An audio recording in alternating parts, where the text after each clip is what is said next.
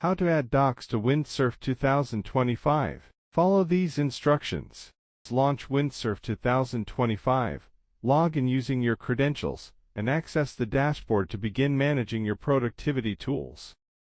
On the left sidebar, click on Docs to open the Documents section, where all your uploaded and created files are stored.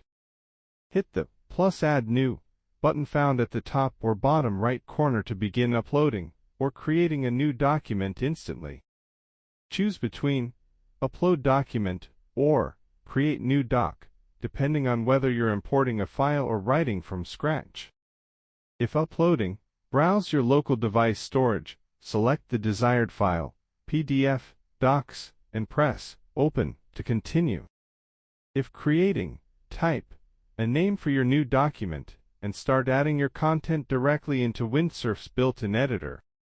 Press Save or Publish once done to store the document and make it available for team collaboration or personal use. Thank you for watching.